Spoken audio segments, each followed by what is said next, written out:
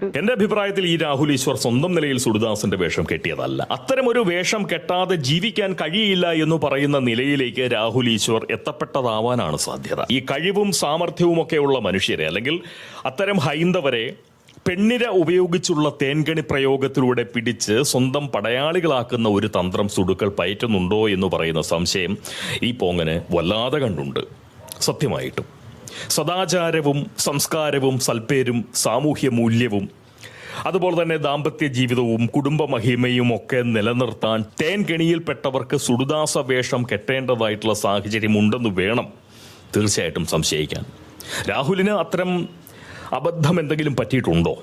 എന്തായാലും രാഹുൽ ഈശ്വറിനെ പോലെ ബുദ്ധിമാനായിട്ടുള്ള ഒരു ചെറുപ്പക്കാരൻ ലാഭക്കൊതി നിറഞ്ഞിട്ടുള്ള സ്വാർത്ഥ ബുദ്ധി കൊണ്ട് മാത്രം ഒരിക്കലും ഇത്തരമൊരു വേഷം കെട്ടില്ല. ഉറപ്പ്. സ്വത്വബോധവും സദ്ബുദ്ധിയും സംരക്ഷിച്ചുകൊണ്ട് തന്നെ ഇതിലും മെച്ചപ്പെട്ട നിലയിൽ കേരളത്തിൽ വാഴാനുള്ള എല്ലാ കഴിവുമുള്ളവരാണ് രാഹുൽ. അങ്ങനെയുള്ള രാഹുലിന് ഇങ്ങനെ ഒരു സാമൂഹ്യ ജീവിതം സംഭവിച്ചിട്ടുണ്ടെങ്കിൽ അതൊരിക്കലും അദ്ദേഹത്തിന്റെ സ്വന്തം തെരഞ്ഞെടുപ്പ് ആവില്ല.